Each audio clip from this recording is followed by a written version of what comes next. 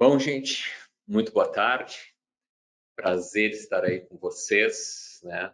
Muitos ainda entrando nessa tarde aqui de terça-feira para falar um pouquinho sobre gestão de pessoas, né? Dos assuntos que eu mais amo na minha vida, poder compartilhar um pouquinho disso aqui com vocês. Espero que agregue e que seja uma tarde muito prazerosa para todos nós, né? Vai ser muito bacana. Bom, em primeiro lugar, quero me apresentar, né? Meu nome é Gustavo. Eu sou especialista em inovação e gestão de pessoas, atuo há mais de 25 anos na área e sou responsável por todos os produtos aqui da Metadados, né? Sobre o futuro deles, sobre quais produtos nós vamos lançar, sobre quais novidades serão nos produtos e assim por diante. E hoje, né, especificamente hoje, nós vamos falar sobre o Vibe. Para quem não conhece a Metadados, tá? A gente passou um pouquinho ali do vídeo.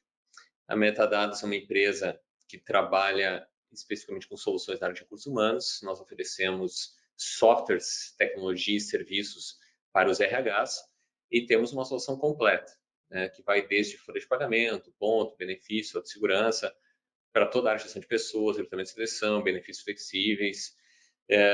Inclusive, temos o Madu, que é uma spin-off da empresa também, que trabalha com clínicas de saúde ocupacional para quem terceiriza também esses serviços na sua empresa. A Metadados tem 35 anos de mercado, são mais de 260 colaboradores, estamos presentes no Brasil inteiro, tá? Temos mais de 1.500 clientes ativos em todo o Brasil, entre médias e grandes empresas. Somos 29 vezes, né, ganhadores do Great Place to Work entre TI e Telecom, Rio Grande do Sul, Brasil, inclusive uma vez em toda a América Latina. Somos a única empresa certificada com né, qualidade de suporte HDI, já ganhamos como melhor suporte do Brasil. Temos 13 vezes fornecedores de confiança e mais 7 vezes melhores fornecedores para RH, ou seja, um reconhecimento que os próprios clientes dão para a Metadados em relação à qualidade dos produtos e serviços prestados aos seus clientes, né? O que nos deixa muito orgulhosos, né, de estarmos fazendo o nosso trabalho, a princípio, né, de forma a impactar positivamente a vida de todos. Bom, a Metadados, né, tem um conjunto de soluções que nós vimos muito rapidamente antes, né, que é o CIR, que é o sistema completo, né, integrado de recursos humanos, onde tem tudo que um RH precisa. O Vibe, que é o nosso lançamento no Conar, que eu vi no Conar semana passada, que hoje estamos aqui para conversar sobre ele, o Skill na parte de recrutamento e seleção, o Feedlog na parte de benefícios flexíveis. Indo para aquilo que interessa, que é o Vibe, acho que todos estão aqui, querem ver sobre isso e querem falar sobre isso. Sem mais demora, vamos lá. Vamos lá, porque o assunto é muito bacana. Então, em primeiro lugar, eu quero contextualizar um pouquinho um conceito chamado Employee Experience. E o Employee Experience, só para deixarmos bem claro, né, a própria experiência do colaborador, ela significa que as pessoas, né, que trabalham na Metadados, ou trabalham nas empresas de vocês, elas ficam nas empresas de vocês porque, de certa forma, a empresa agrega valor a elas. Ninguém quer entrar numa empresa e ser exatamente igual de como entrou. As pessoas querem que algo seja agregado a elas. E essa agregação passa para essa experiência. Essa experiência tem várias formas de acontecer. Agora, aqui, para efeito de gestão de pessoas, são 3 fundamentais. Nós precisamos aprofundar um pouquinho esse conceito para poder trabalhar o Vibe e entender como ele funciona. O primeiro conceito é o alinhamento de objetivos e valores pessoais. Então, eu fico na Metadados, ou vocês ficam nas empresas de vocês, se vocês tiverem alinhamento. Objetivos.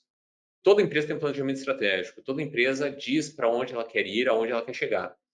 E quando isso faz sentido para mim, eu digo, olha, beleza, estou legal, estou ok, estou alinhado, a empresa vai para lá, e eu acredito que para lá é o melhor caminho também. Então, estamos alinhados, vamos tocar juntos isso, porque isso está fazendo sentido para mim, está me deixando feliz dentro do meu coração, né? Tô feliz. Em relação a valores pessoais, toda empresa também tem o seu conjunto de valores, seus princípios, né? A gente sempre fala em missão, visão e valores. E esses valores também precisam estar alinhados. Claro que uma definição muito boa de cultura, que eu gosto muito, é do Fred Kaufman, que é vice-presidente do LinkedIn, que ele diz que cultura é um conjunto de valores com alto consenso e alta intensidade. Consenso é aquilo normalmente que a empresa escreve, que pendura as plaquinhas nas paredes da empresa e que todo mundo conhece. Agora, a intensidade significa entendermos como será que esses valores estão sendo aplicados na vida real, na prática, dentro dessas empresas. Com qual intensidade, né? Já esse termo ocorre. Então, a empresa coloca lá respeito, mas respeito ocorre com intensidade, diversidade ocorre com intensidade, trabalho em equipe, né? Ou né, vai lá e faz, que é a meta azul, cliente no centro. Isso aí ocorre com intensidade dentro da empresa. Então, aquilo que ocorre com intensidade é aquilo que as pessoas sentem. E se aqui, esses valores estiverem alinhados com os valores da pessoa, isso aumenta muito a possibilidade de retenção dessa pessoa conseguir esse alinhamento. A partir daí, nós temos um segundo pilar na Employee Experience chamado desenvolvimento pessoal profissional. Esse é um dos mais óbvios, porque todas as pessoas que entram na empresa querem se desenvolver, né? Querem melhorar, querem se tornar profissionais melhores. Tem gente que vai dizer, nem todos. E eu digo, é verdade. Tem uns que estão só pelo salário. Agora, esses aí, não é para isso que a Employee Experience foi feita. A Employee Experience foi feita para os talentos, não para todos os colaboradores da empresa. Porque sempre, toda empresa sempre vai ter um chatinho lá, alguém que reclama de tudo, né? O cara que nunca está satisfeito com nada e que está lá reclamando e manda daqui um pouco a entrega dele não é nada de especial também e ele fica lá só azedando, né, o clima de todo mundo. Não é para isso que a Employee Experience foi feita. Agora, o cara que é talento, o cara que está a fim de pegar junto, está a fim de evoluir, esse cara não tenha dúvida nenhuma, ele vai querer se desenvolver pessoal e profissionalmente. E cabe à empresa proporcionar essa experiência, porque senão esse cara vai embora. Em terceiro lugar, é o reconhecimento financeiro e emocional justos. Obviamente, todas as empresas, as pessoas que trabalham nas empresas, né, têm alguns sonhos pessoais, profissionais, e esses sonhos demandam reconhecimento. Quer dizer, olha, se eu estou entregando mais, eu preciso também receber mais, porque eu tenho meus sonhos. Eu quero construir uma casa, eu quero construir uma família, eu quero terminar minha faculdade, eu quero viajar para fora. Seja o que for, né, eu quero crescer e eu preciso que esse reconhecimento seja aplicado de forma justa, conforme aquilo que acontece, aquilo que eu entrego, eu quero que ele seja retornável, né, digamos assim, que seja justo. E o emocional também, né, não vamos esquecer do emocional. Às vezes a gente coloca o emocional um pouquinho de lado, mas ele tem um peso muitas vezes forte, tanto quanto o financeiro. Muitas vezes, principalmente em relação à transparência, porque no financeiro as empresas normalmente têm que escolher, elas não conseguem dar o reconhecimento para todos ao mesmo tempo, os orçamentos são limitados. Agora, muitas vezes algumas pessoas merecem, elas acabam tendo que esperar. E quando elas têm que esperar, o melhor é tratar essas pessoas com muita transparência, assim, olha, você merece mais, nesse momento eu não consigo lhe dar, mas você está na minha lista, nós vamos fazer de tudo, se determinadas condições acontecerem, a empresa conseguir crescer ou atingir seus objetivos, isso vai acontecer. Isso faz com que a pessoa sinta, opa, não estão esquecendo de mim, do meu reconhecimento, do meu futuro e daquilo que eu quero para mim.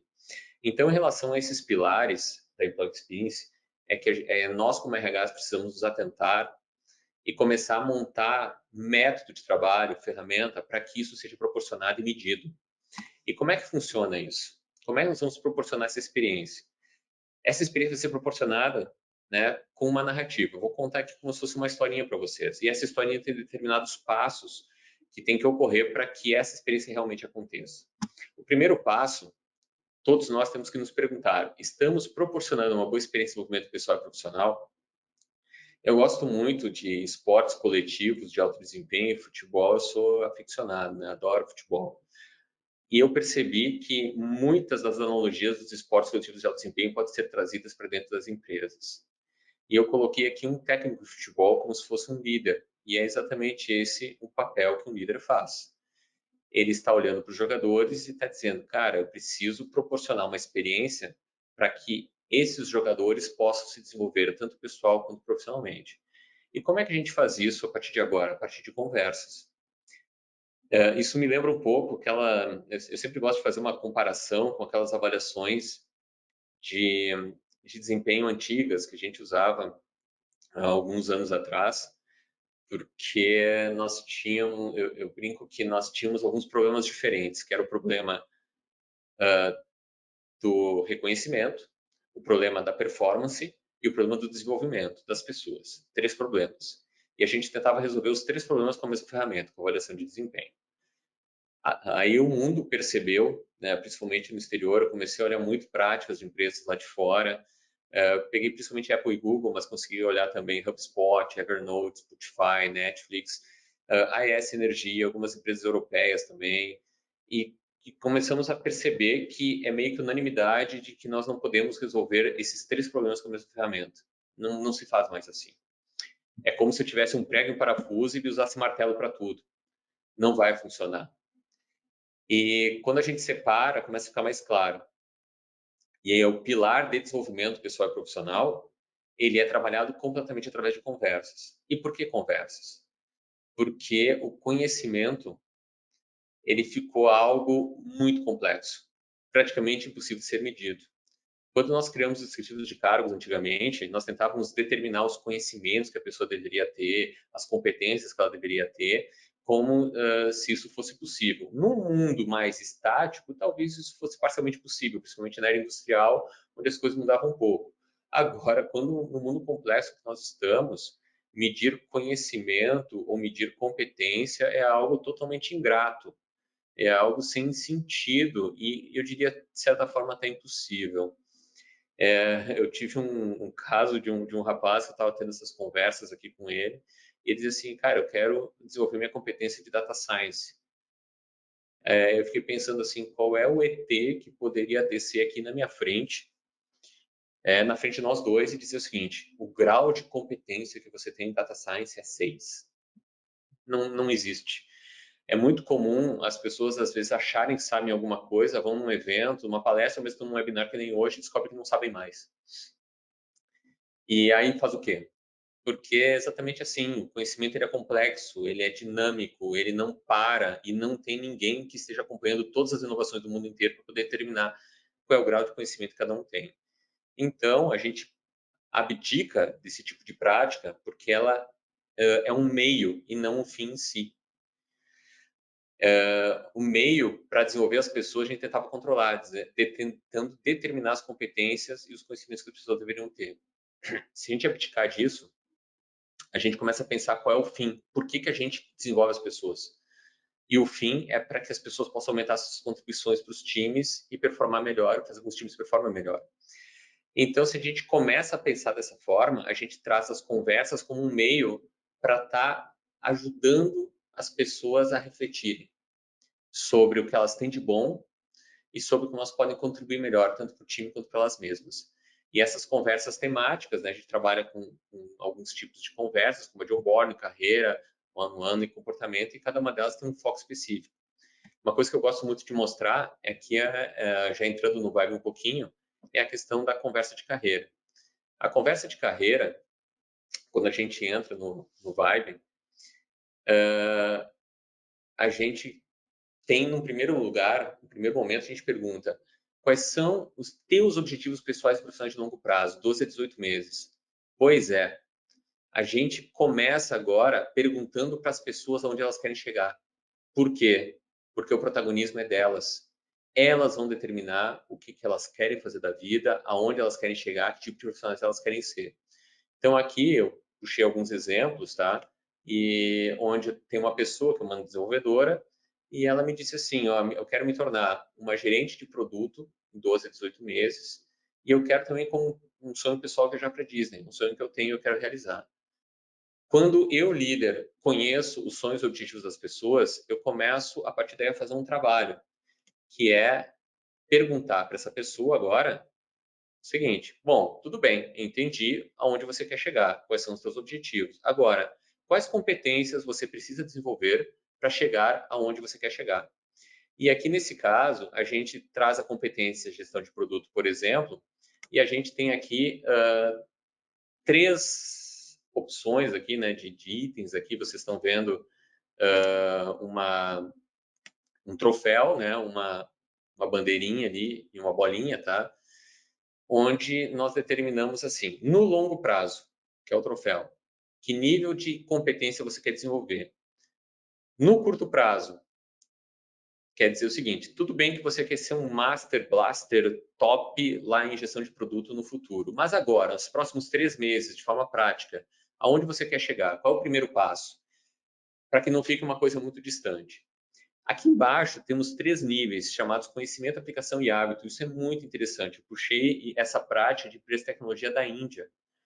E isso me chamou muito a atenção de como eles fazem lá. Conhecimento é quando você está tentando desenvolver essa competência, mas de forma teórica. É o estudo, é a graduação, é a pós-graduação, é o curso, é o vídeo do YouTube, é o evento que tu foi, a palestra que tu foi. O que vocês estão fazendo aqui comigo hoje é conhecimento, é buscar algum tipo de conhecimento para tentar entender qual é o futuro, por exemplo, da gestão de pessoas. Quando a gente sai do conhecimento entre fase de aplicação, a gente muda de fase, a fase de aplicação significa o momento que eu começo a aplicar este conhecimento na prática de forma frequente dentro da empresa. Isso é muito legal, porque a gente começa a dizer para as pessoas que não importa tanto assim o seu currículo. Na verdade, não importa nada. O que importa é o conhecimento aplicado. É só conhecimento aplicado que gera valor para a empresa e para as pessoas que estão ao redor do time. Se ficar só na teoria, não gera valor nenhum.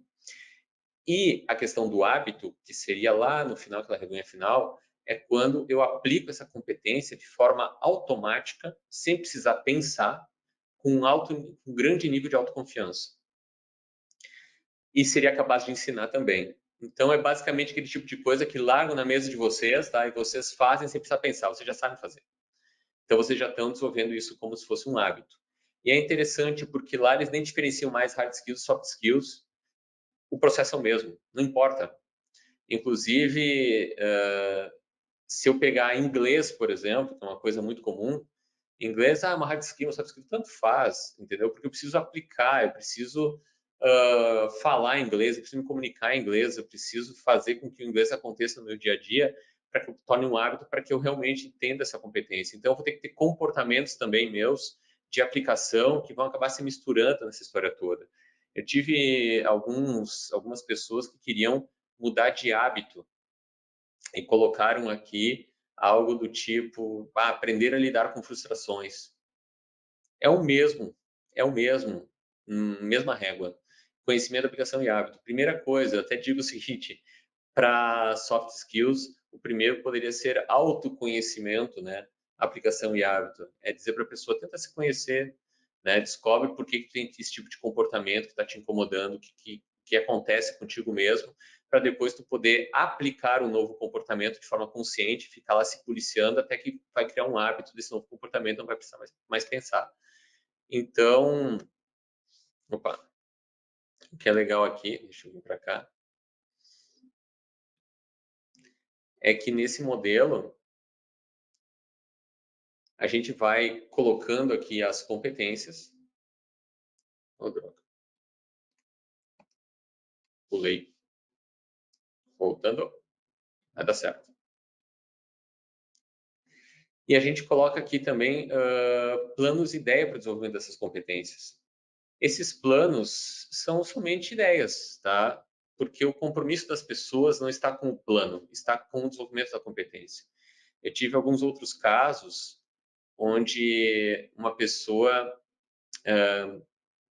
queria desenvolver uma competência de marketing digital. Ela disse que, vou ler tal livro, vou tal evento. Quando ela foi no evento, ela descobriu coisas que ela nunca tinha ideia na vida dela e ela resolveu mudar todo o caminho de desenvolvimento da competência. Eu disse, ótimo, porque desenvolver competências é um trabalho de inovação, tu tem poucas certezas em relação a isso, tu não sabe exatamente como você vai aprender as coisas. E o seu compromisso é com o aprendizado e não com o plano. Se tiver que mudar no meio do caminho, tem que comemorar, porque a gente acabou descobrindo como fazer. E é legal que a gente vai colocando isso e monta um plano de desenvolvimento onde a pessoa depois consegue acompanhar esse plano. E é legal que faz parte da vida dela. Ela monta esse plano junto em relação a buscar aquilo que ela gostaria de buscar. E quando a gente começa a pensar no que significa, né, uma boa experiência de desenvolvimento pessoal e profissional, e a gente trabalha com conversas, e algumas conversas temáticas, como uma conversa de carreira, que nós tivemos agora, ajudando a pessoa a se descobrir quais competências ela precisa desenvolver para chegar onde ela quer chegar. Como líder, eu preciso saber que para eu cumprir o meu papel, eu preciso manter uma frequência de conversas com os meus liderados.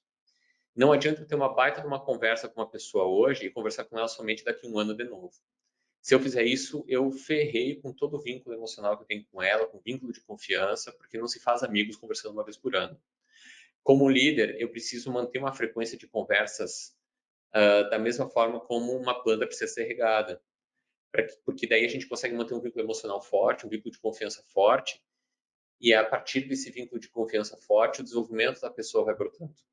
Ela vai sentindo que ela tem um apoio, que ela tem um acompanhamento e que estamos aí para ajudar ela a se desenvolver, chegar onde ela quer chegar. E como tudo na vida, a frequência de conversas, né, criando um vínculo de confiança, vai te dar o direito de criticar e elogiar. É exatamente isso, né? A pessoa diz, direito de elogiar e criticar. Sim, direito de elogiar e criticar. Por quê? Pensem assim, eu não converso com uma pessoa e de repente eu venho e critico um trabalho dela. Pense em redes sociais, o ódio que surge nas redes sociais. Por que que isso machuca tanto? Porque vocês imaginam receber uma crítica de um trabalho de uma pessoa que não conhece a história de vocês, não conhece o trabalho de vocês, não sabe o quanto vocês penaram para fazer aquela entrega que vocês precisavam fazer, vai lá, critica, não abre espaço para diálogo nem para perguntar. Às vezes critica de forma injusta e equivocada. Não dá vontade de dar uma rodeira com os dois pés no peito dessa pessoa? Dá vontade. Por isso que, para que uma empresa tenha um bom clima e o líder consiga conduzir bem o time e dando as críticas que precisam ser dadas, a gente precisa criar um vínculo de confiança primeiro. E vocês podem pensar que na vida de vocês, as críticas que vocês ouvem são as críticas dos amigos de vocês. E por que que vocês ouvem as críticas dos amigos de vocês de verdade? Porque vocês sabem, vocês têm certeza que essas pessoas se importam com vocês de verdade. E o líder tem que se importar com as pessoas de verdade, e a frequência é a que mede, no mínimo, se essas conversas estão acontecendo. E depois, a gente tem um feedback ascendente, onde a gente vai medir a qualidade dessas conversas, que é como, então, o liderado está percebendo valor do líder em relação a essa experiência de desenvolvimento que ele está tendo. Com base nisso, a gente começa a medir, e no Vibe a gente tem uma coisa chamada insights, e nesses insights a gente faz a pergunta e começa a medir. Olha, estamos proporcionando uma boa experiência? Temos aqui a frequência das conversas e temos aqui os feedbacks ascendentes.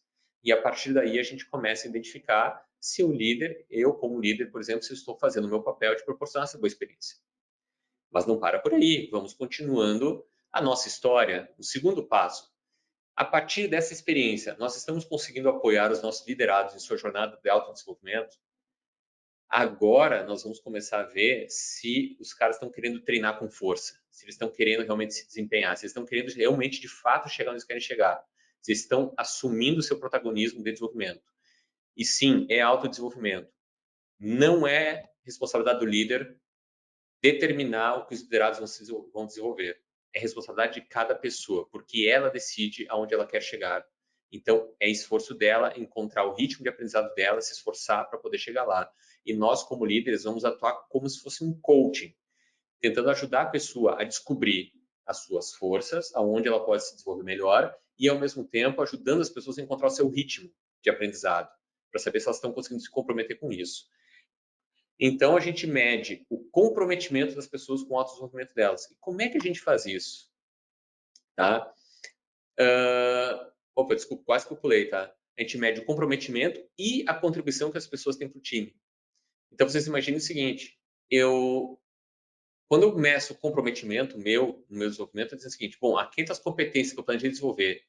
Eu estou indo atrás para me desenvolver, eu estou indo atrás para melhorar, e no final das contas, o que interessa? O que interessa é eu, como jogador, aumentar minha contribuição para o time. E será que isso está acontecendo? Então, como é que a gente faz isso? Quando a gente tem uma segunda conversa de carreira, depois de 3 meses, a gente faz um check, dizendo assim, olha, Margarete, você queria desenvolver a competência de gestão de produto. E aí a gente marca aquela bolinha, qual foi o teu progresso? Tá? Deixa eu até voltar um pouquinho aqui. Qual foi o teu progresso? Então, ela mesma marca aonde ela chegou. Ó, em termos de liderança, qual foi o teu progresso? A pessoa marca onde chegou. A gente tem a bandeirinha ali, que é onde ela planejava chegar ao final do ciclo. E, ao mesmo tempo, a gente vai registrando as evidências de desenvolvimento. E nessas evidências, a pessoa diz, olha, o que eu fiz para desenvolver essa competência no período foi isso.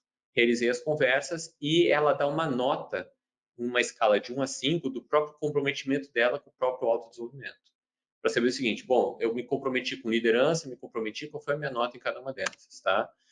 Eu, como líder, me prontifiquei a ajudar. Eu exerci a ajuda, a empresa te ajudou, conheço, pô, me apoiou, não, sacanagem, me apoiou com, esqueci ali do. E no final a gente começa a medir algumas outras coisas. A contribuição para o círculo. Então aqui nós temos 3 níveis de contribuição, a baixa, adequada e superior. O que é baixa? A gente, basicamente, assim, é como se fosse uma representação do júnior, pleno e sênior, só que sempre há uma dúvida, né? É incrível como essa dúvida permeia nas empresas, o que seria uma entrega de júnior, uma entrega de pleno, uma entrega de sênior. A júnior aqui, que é uma entrega baixa, é uma pessoa que realiza entregas simples e tem uma relação de dependência com os colegas para realizar entregas mais relevantes. E trabalha mais individualmente do que coletivamente, quer dizer, trabalha um pouquinho mais sozinho, ainda não se integrou ao grupo. Uma coisa ou outra. É ou. Tem cara, às vezes, que é autônomo, mas não trabalha sozinho. Então, esse cara ainda tem contribuição baixa. Tem cara até superior, cara. Eu tive uns gêniozinhos aqui que não foi fácil. Os caras eram uns gênios, mas não sabiam trabalhar em equipe. Contribuição baixa, tá?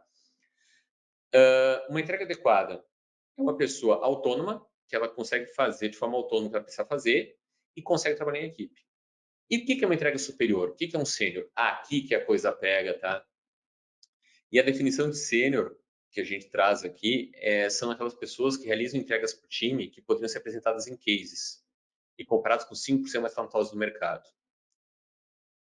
Ou seja, estamos trazendo a régua do mercado para dentro da empresa. Eu tive algumas conversas com algumas pessoas de carreira aqui na Metadados, que foi muito interessante. Eu conversei com uma pessoa e perguntei para ela qual é o teu nível de contribuição. E ela dizia assim, superior. Eu digo, tá bom, então tu realizou uma entrega que poderia ser apresentada num case que outros profissionais da mesma área se interessariam em conhecer? Não, ainda não fiz isso. Então não é superior.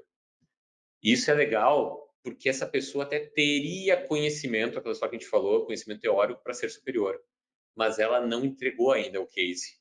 E não me interessa conhecimento, o que me interessa é aplicação, é resultado entrega. E ela, em relação ao time, ela não é só um membro do time, ela é uma referência para o time, tanto pessoal e profissionalmente. Então, com essa definição, a gente consegue marcar se as pessoas estão evoluindo, se elas estão, se elas estão conseguindo evoluir a sua contribuição. Então, aqui no caso, evoluiu para adequada. A gente marca também um perfil de trajetória, tá? Que é para entender como essa pessoa se motiva em relação ao trabalho. Então, nós temos 2 perfis de trajetória, um chamado resiliência e outro desafio. Que resiliência é aquela pessoa que performa melhor em ambientes com atividades que exigem cuidado, disciplina, resiliência e sensibilidade. Então, são pessoas normalmente que cuidam com atendimento a cliente, suporte, vendas, consultoria, né, que tem essa questão dessa sensibilidade. Elas se motivam normalmente por honra. Então, uma pessoa dessa, quando ela tem uma entrega superior, a gente simplesmente diz que é uma honra trabalhar com ela e pode deixar ela no mesmo lugar, não precisa promover ela para lugar nenhum. Só continuar reconhecendo e dizer que é uma honra trabalhar com ela. Agora, se eu tenho um perfil que se motiva por desafio, esse tipo de pessoa, ele, no momento que tem uma entrega superior, eu digo para ele, cara, obrigado, tu é sensacional, excelente, parabéns, está aqui o próximo desafio. Se não der o próximo desafio, essa pessoa vai embora, porque ela quer crescer. E aqui embaixo a gente tem o comprometimento com o desenvolvimento, onde a própria pessoa faz um conjunto, olha, em gestão de produto eu fui 3 estrelas, em liderança eu fui 5 estrelas, a minha autoavaliação geral é 4 estrelas. Então, ela faz essa avaliação, e no momento que ela faz essa avaliação, ela segue, né, para ela segue para uma revisão do planejamento do próximo período, conforme a gente já fez antes. Então, a gente já na mesma conversa faz toda uma reflexão em relação àquilo que aconteceu e a partir de agora a gente já planeja o próximo período. Revisa se os objetivos são os mesmos, revisa depois todo o planejamento de competência vai mudar alguma coisa e segue o baile assim por diante, tá? O que é legal aqui é que a gente também consegue medir essa segunda pergunta, se estou conseguindo apoiar os meus liderados em busca do desenvolvimento deles. Então, a gente tem aqui gráficos onde a gente monta as autoavaliações dos liderados entre as estrelas todas, tá? Uma média, e consegue descobrir se os liderados estão encontrando o seu ritmo de desenvolvimento, estão se comprometendo com aquilo que estão planejando. E do lado direito, nós temos as contribuições, ou seja, se os liderados estão melhorando as suas contribuições para o time, estão saindo de júnior para pleno e pleno para sênior. Quer dizer, se eles estão evoluindo e melhorando, certo? Aí a gente começa a descobrir essa segunda etapa. Vamos para a terceira, que é o que interessa, como estamos performando. Aqui a gente começa a ligar pela primeira vez na história, eu brinco, tá? Porque eu nunca vi isso acontecer em lugar nenhum, né? Por isso que o Vibe é tão especial, depois de tantos anos de conseguir ter esse tipo de informação, que é verificar se há uma correlação entre os investimentos em desenvolvimento com a performance da empresa. Porque é sempre isso que todo mundo quis, né? Principalmente diretores de empresas que jogam dinheiro, dizendo assim, cara, vamos desenvolver essas pessoas que a gente precisa incrementar a performance.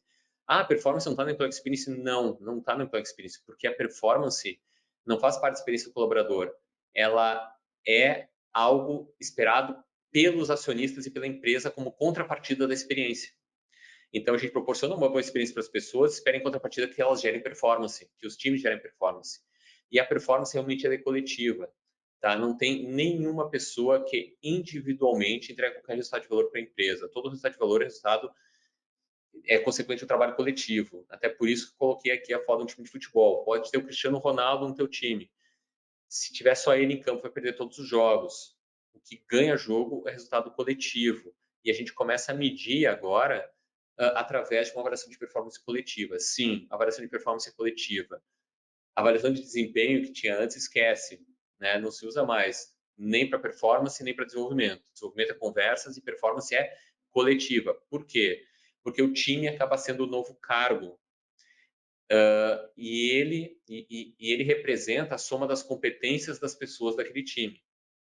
Então, se o time tem que jogar determinada partida, que seja suporte a cliente, que seja desenvolvimento de produto, que seja vendas ou marketing, ele vai precisar de um conjunto de pessoas que vai ter essa competência e que não necessariamente são iguais.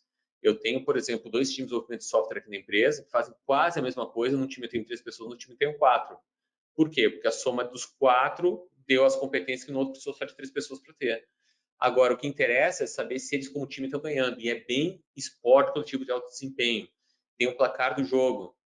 Não me interessa se eu fiz a minha parte, sou o craque do jogo. Se meu time perdeu, perdemos todos juntos. E a gente começa a levar todo o trabalho coletivo para dentro da empresa, porque é isso que interessa. Até eu gosto muito de uma definição de performance do Falcone, que ele diz que performance é obter resultados coletivamente do jeito certo. Essa definição, gente, é lá da década de 90. Nós estamos falando de definições da década de 90 que agora os produtos estão colocando. A gente resolveu colocar isso dentro do produto. Então, como é que a gente faz a avaliação de performance coletiva? A gente traz a avaliação para o time e coloca essas 3 variáveis aqui. Caramba, tem alguma coisa. E coloca essas 3 variáveis. Essas variáveis a gente trabalha, tá? Com ambição de metas. Caramba, tem que descobrir por que não está funcionando meu pause aqui. Vou voltar aqui um pouquinho. A gente trabalha com ambição de metas, resultados e maturidade. Vamos lá. As empresas cometem um grave erro, quando reconhecem os times e as pessoas pelos resultados obtidos somente. Porque se você reconhece tanto os times quanto as pessoas pelos resultados obtidos, você terá uma empresa inteira negociando metas mais fáceis e uma empresa inteira a vencer inovações. Porque aquele time que tenta fazer uma inovação, algo diferente, ele está arriscando o resultado dele e está sendo penalizado por isso quando você reconhece somente pelos resultados. Por isso, a gente precisa trazer outra variável chamada ambição das metas. E a ambição das metas, ela tem essas informações, sem referência, conservadores, realistas e tal, sempre trazendo referências do mercado. Então, metas realistas, por exemplo. As metas dos times estão dentro das melhores práticas ou da média de mercado. Estamos trazendo de novo a régua do mercado aqui para dentro. As metas dos times estão abaixo do médio de mercado ou acima. Eu vou dar um exemplo para vocês. Eu tinha um time aqui de atendimento ao cliente e a gente usa um indicador chamado Customer Satisfaction, que é a satisfação do suporte. E eles estavam com uma nota de 84%. Aí eu pedi para eles o seguinte: qual é a meta que vocês querem colocar? 90%. Pô, legal. 90% é alto, médio ou baixo? Ah, é alto? É alto por quê? Ah, porque é acima de 90. Tá.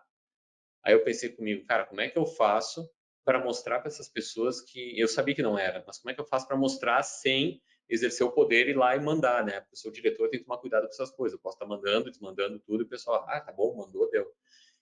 Benchmarking. eu fui para o mercado e comecei a fazer pesquisa, descobri um benchmark da Zendesk, que lá dizia o seguinte: empresa de tecnologia no Brasil, 94%. Aí eu trouxe para eles, olha, de acordo com o benchmark da Zendesk, o mercado trabalha com 94%. Abaixo disso é conservadora, dentro disso é realista ou acima disso é desafiadora. E eles, tá bom, entendemos que é conservadora a meta, é mesmo, porque é o mercado que determina. Gente, assim, ó, enquanto tu não trouxer a régua do mercado para dentro, vai estar jogando amistoso. E jogando amistoso com os amigos é assim, joga futebolzinho lá com os amigos, tem um cara que destrói. Tu diz, nossa, esse cara é craque. Põe jogar com um profissional, o cara não pega na bola. Porque tu está comparando com os teus amigos, não está comparando com o mercado.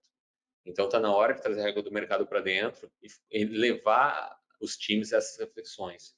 E quando eles refletem sobre isso, isso muda tudo. E quando a gente cruza essas variáveis, né, por exemplo, eu tenho aqui um time que estava trabalhando com metas realistas e atingiu alguns objetivos. Não atingiu todos, atingiu um pouco menos de 70%. Só que eu teria um outro time que estaria com metas conservadoras e estaria atingindo os objetivos.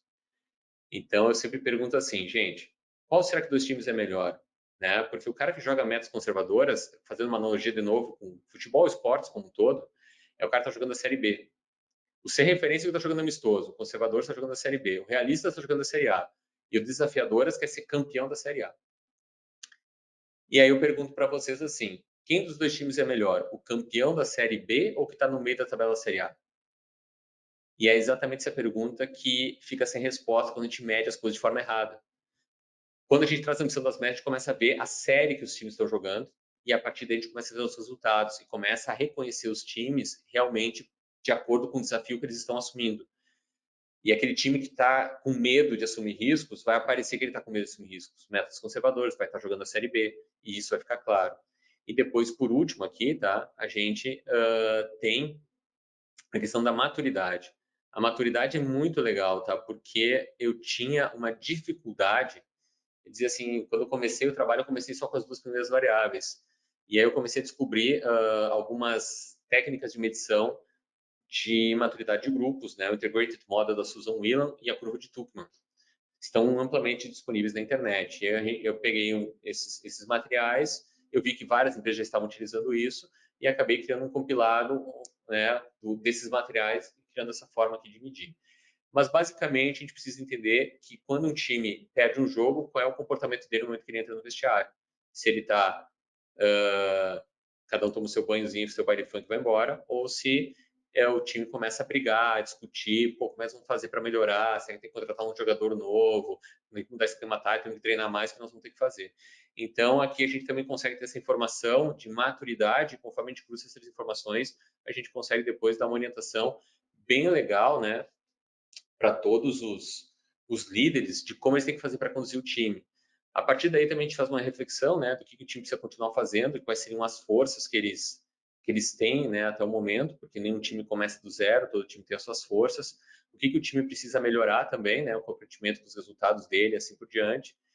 E no momento que a gente faz isso, a gente calcula um percentual e fica aqui disponível para que todos possam estar acompanhando esse percentual. Quando a gente vai para os insights, além de então, a gente tem toda essa historinha sendo contada, a gente consegue ver a performance dos times como um todo.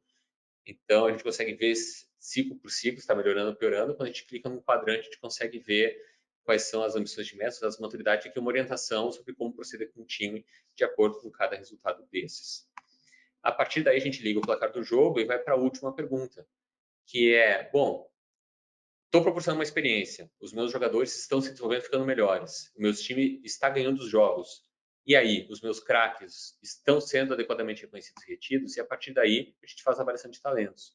E na avaliação de talentos, ele é uma prática de reconhecimento, eu diria que ela é a que mais se aproxima da antiga avaliação de desempenho por ser individual e por ter realmente essa questão de responder algumas perguntinhas, mas só por ser individual mesmo, que agora muda bastante. Então, no caso, como é que funciona a avaliação de talentos? Eu pego meu time aqui e começo a determinar qual é o papel principal e os outros papéis que essa pessoa é capaz de executar. Então, a gente elimina o descritivo de cargos, tá? O descritivo de cargos, ele veio como uma forma de tentar controlar as pessoas, dizer que elas precisam desenvolver. E, no caso, a gente troca isso por um portfólio de papéis, onde esse portfólio de papéis me dá uma clareza maior sobre quais são as competências. É como se fosse um jogador de futebol, que eu digo assim, tudo bem, ele é meia atacante, mas ele pode jogar como lateral ou como volante. Pô, beleza, ok. Mas hoje, qual é o papel principal dele? É meia atacante. Então ele vai ser reconhecido como meia atacante, mas é bom saber que ele é um coringa, para poder reconhecer também essas outras possibilidades que esse cara tem e não por ele ser um coringa que talvez outro jogador não tenha. Então eu vou reconhecer isso. Aí a gente tem a questão aqui da variável mérito.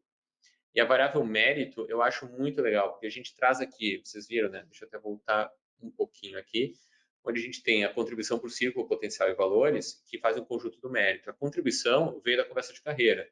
Potencial sou eu, né, como líder que coloco, preciso ter a minha observação. Eu digo, esse cara que tem contribuição baixa, mas tem um potencial alto. É o jogador da base que está entrando em campo, não está contribuindo ainda muito, mas eu percebi, pô, esse cara aprende rápido. É bom eu ficar de olho e diferenciar ele dos demais.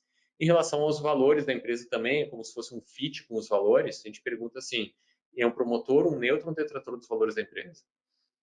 Como é que está esse alinhamento dos valores também? Porque não basta o cara ser um baita de um craque e estar tá denegrindo os valores da empresa, não trabalhando em equipe, ou mesmo ferrando com outros times. Quer dizer, tem que jogar junto. A partir daí a gente constitui uma variável chamada mérito, e em segundo lugar a gente trabalha com a remuneração. Opa, de novo eu me atrapalhei aqui. A gente trabalha com, voltando aqui, a gente trabalha com remuneração e impacto da perda, onde vai trabalhar o risco da perda dessa pessoa. No momento que a gente faz essa avaliação, até vou mostrar aqui na frente, que fica mais legal, a gente tem uma Nine Box, e nessa Nine Box a gente trabalha cruzando essas variáveis de... Deixa eu até voltar um pouquinho aqui que eu passei. Cruzando essas variáveis, que é mérito e risco. Então, nós temos aqui, por exemplo, naquele quadrante marcado, mérito alto e risco médio. A linha de cima estão os talentos da empresa. E esses aqui são os caras que tem que diferenciar. Esses aqui são os caras que são os craques dos jogos. Se ele estiver no quadrante direito ali, ele está com risco alto de ir embora da empresa, então ele tem prioridade de reconhecimento. Risco médio é o ideal. E risco baixo tem que tomar cuidado, porque você estaria reconhecendo aquela pessoa além das suas entregas. Então, tu está gastando mais do que tu poderia e talvez esse dinheiro faça falta para outro, que precisaria reconhecer. E no momento que tu clica no quadrante, te dá quem são as pessoas, te dá toda a questão da avaliação de talentos, para tu poder saber, né, o que fazer em cada quadrante, inclusive como orientação de cada quadrante. Quando a gente vai para os insights, a gente conta a história completa, a gente vê a performance e no final a gente consegue ver a famosa retenção de talentos, que é aquilo que todo RH tem que buscar. A gente tem a retenção total, mas a gente também tem a retenção de talentos. E, na verdade, essa informação nenhum RH tem. E o RH não tem separado quem são os talentos da empresa e pior ainda, se esses caras estão ficando ou não, ou se a gente está perdendo os craques dos nossos jogos. Então, a gente começa aqui, a partir daí, a gente consegue contar a história completa, né, do início ao fim, através dessa narrativa, e fazer com que a gestão de pessoas, a partir de agora, seja simples e tenha sentido. No momento em que a gente montou o Vibe, eu senti que precisava ter um material um pouco mais robusto em função da mudança drástica e profunda de toda a metodologia de trabalho. E eu acabei escrevendo um livro chamado Depois que Tudo Deu Errado. Esse livro foi lançado no Conar. A gente distribuiu um pouco mais de 300, acho que mais de 300 livros lá no Conar, tá? E esse livro contém essa metodologia do Vibe, explica por que de cada coisa, com muito detalhamento. Ainda não está na Amazon, deve estar na Amazon, talvez em 10, 15 dias vai estar na Amazon, para quem quiser se aprofundar, poder também entender sobre mais essa metodologia e sobre como as coisas estão mudando realmente. É um apanhado de tudo isso, tem observações de fora, observações que aconteceram na empresa, é bem legal e acho que vai abrir muitos olhos, né, de quem tiver interesse sobre o assunto. Então, muito obrigado, gente, né? Espero que tenham gostado. Tem aqui meu arroba, caso queiram me seguir no Instagram. Né? Muitas vezes a gente coloca coisa da empresa, lá alguns detalhamentos sobre tudo que está acontecendo.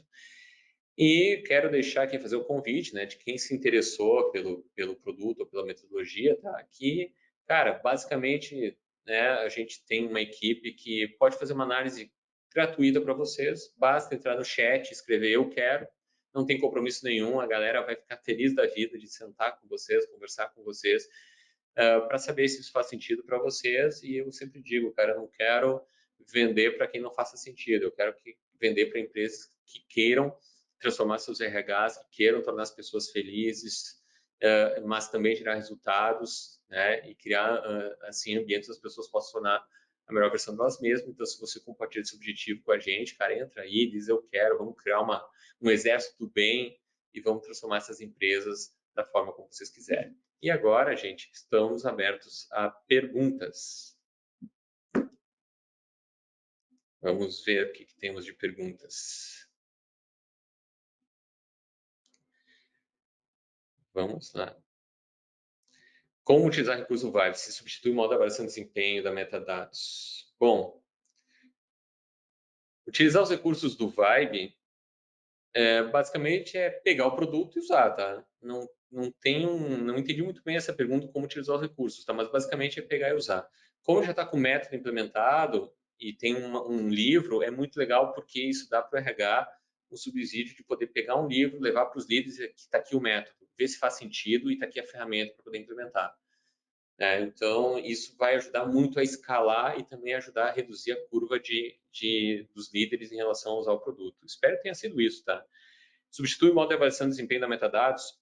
O Vibe não substitui, ele é outra abordagem completamente diferente. A avaliação de desempenho tradicional vão continuar existindo no mercado de empresas tradicionais. Empresas que não vão querer ir para esse lado diferente, que vão querer continuar trabalhando como trabalhavam lá na era industrial. Tem empresas assim, talvez, que não tenham essa vontade. Agora, para as empresas que querem realmente ter um RH diferenciado, que querem realmente trabalhar a gestão de pessoas de uma forma muito mais completa, mais profunda, mais robusta, o Vibe é a melhor solução. Bom, uma outra pergunta aqui. Qual o papel da liderança na metodologia do Vibe? Isso é interessante, porque o líder, eu digo que eu fiquei 20 anos da minha vida tentando ser um líder servidor, tá? Que é aquele líder que é o super-herói, né? Que é o cara, o exemplo, que sabe tudo de tudo, que tem todas as qualidades, não tem nenhum defeito, e que as pessoas vêm até ele, pedem tudo, e ele tem resposta para todas as perguntas, ele apoia os liderados e tal. Só que esse tipo de líder, ele é inviável e ele, né, para ser executado, precisa de seres divinos, né? Não de seres humanos. E nesse sentido, para a liderança ser algo mais exponencial, o papel do líder precisa ser mais simples, porque somente o que é simples pode ser exponencial. E para simplificar esse papel, eu gosto muito de uma definição do Radical Candor, lá da Kim Scott, que ela diz que o papel do líder são dois: é guiar as pessoas em direção aos seus objetivos e sonhos pessoais e profissionais, que é o que a gente faz muito com a conversa de carreira, e construir times que obtenham performance coletivamente, que é o que a gente faz com a conversa de performance. Então, quando a gente dá ferramentas certas, uma pessoa tendo um pouco de vontade e uma boa relação com pessoas, qualquer um pode ser líder. E vai fazer um bom trabalho. Não vai ser o líder excelente, pica das galáxias, talvez não. Mas, cara, só com isso o cara já faz um bom trabalho. E eu percebo de pessoas que eram técnicas aqui comigo, que começaram a executar esse papel e os liderados começam a agradecer como nunca na vida antes agradeceram. Então, a gente começa a ver que está se tornando acessível a todos. Acho que essa é a grande sacada da história. Tá? Fiquei pensando no preparo dos líderes para esses momentos. A metade das pessoas relacionadas nesse sentido, cara, é o que a gente mais pensa, tá? Por isso muito do livro, porque assim, quando eu busquei montar o Vibe, eu não olhei tanto para RH como cliente, eu olhei para os líderes, porque o que eu sentia também uma dor de líder, e eu ia para os líderes das empresas basicamente assim, o líder diz assim, cara, preciso liderar, e eu tenho um grupo de pessoas que eu preciso liderar, e ele chega para o RH e diz assim, RH, me dá ferramentas para poder liderar isso aqui com eficiência, que façam sentido. E o RH levava uma avaliação de desempenho que não fazia muito sentido, que não dava muito resultado, um monte de tarefas burocráticas, um PDI que era da área industrial, que era para determinar o que as pessoas tinham que fazer. E isso aí começava a não gerar sentido e gerar burocracia. E fazia com que os líderes da empresa tivessem aversão àquilo que o RH trazia. Então, quando eu pensei assim, disse, cara, o líder, ele, em primeiro lugar, ele é mobilizado ou sensibilizado por sentido. Então, eu tenho que levar uma ferramenta e dizer para ele o seguinte, cara, pensei em ti. Por dois motivos que eu pensei em ti. Primeiro, agora ficou bem mais simples. Eu faço uma avaliação de talentos da minha equipe em 15 minutos a primeira, e quando eu vou fazer a segunda, como ele já traz todas as informações prontas, eu faço em 5 minutos. Os líderes não têm tempo para ficar perdendo. Então tem que ser uma coisa muito simples e muito rápida. Uma conversa de carreira, talvez a primeira demore uns 20 minutos, da segunda em diante, esses 15 minutos, 10 minutos é resolvida a conversa de carreira. Conversa 1 para 1 é 15 minutos, 30 minutos com pessoa, talvez uma vez por mês, uma vez por semana, eu costumo fazer, e é super rápido e prático. E quando faz sentido, que tu começa a ver resultado nos liderados e nos times, o líder compra. Então, eu diria que a gente tem que vender uma metodologia e uma ferramenta para o líder que faça sentido e que seja simples. Ele não tem tempo a perder. E eu acho que essas duas coisas a gente conseguiu com o Vibe. Né? É o que a gente está buscando incessantemente, pelo menos. Tá? Precisamos trabalhar muito mudança de cultura. É possível essa metodologia na cultura tão familiar? Olha, cultura é o que todo mundo quer mudar. E cultura a gente falou um pouquinho, né? É a questão de valores com autoconsciência e autointensidade. Como é que se faz mudança cultural de uma empresa? Eu diria que mudança cultural ocorre a conta-gotas. A abordagem que eu indico, muitas vezes, é das vitórias rápidas, né? Os quick wins. Chega e diz assim, seleciona 1 ou 2 líderes na tua empresa, que são os campeões, os caras mais legais, que têm a cabeça mais aberta, ou mesmo o próprio RH faz isso. Aí pega, vai, vamos testar, vamos mergulhar aqui na metodologia e vamos testar isso aqui. E vamos mostrar como isso funciona.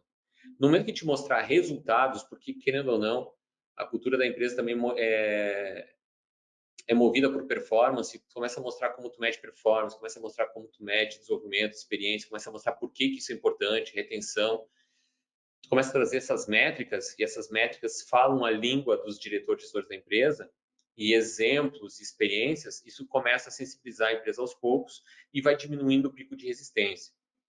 Eu sempre digo, decida o mais tarde possível. Traga as pessoas para experimentar. Quando elas experimentam, traz mais times para experimentar e vai indo a conta gotas. No momento que tiver lá 50, 60, 70% da empresa já usando, aí tu oficializa, olha gente, é por aqui. Aí os que não usando, mas como é que vai funcionar? O que vai acontecer? Cara, fala com os outros 60% da empresa que já está usando, eles vão te dizer como é que está funcionando. Vão te dar os feedbacks, vão dizer como é que está, o que melhorou, o que mudou. Eu acho que nada melhor do que sentir. Então, eu sempre aconselho, sinta, né? Sinta rápido, que a coisa vai dar certo, tá? Acho que vocês vão conseguir perceber isso no dia a dia sentindo, né? Não é comigo aqui falando, mas experimentando e fazendo de fato, certo? Acho que é isso aqui, né? Terminamos as perguntas, né? Estamos praticamente em cima do horário. Quero agradecer do fundo de coração, né? Do fundo do meu coração para vocês. Espero que tenha sido uma hora agradável de agregação de valor. E, cara, continuamos à disposição para perguntas, para quem quiser, lembra do Eu Quero lá no chat, a gente pode conversar depois. E tem as redes sociais, sigam a Metadados, né? E espero muito que tenha aberto os olhos de vocês para algumas coisas, algumas novidades, e que vocês tenham a coragem, né, de dizer, tá na hora. Vamos lá, gente, vamos mudar esse negócio, vamos fazer essa coisa funcionar de fato e contem com a gente para isso. Né? Um grande beijo no coração de vocês, né? Uma grande semana, tudo de bom. Abraço. Até mais, gente. Tchau, tchau.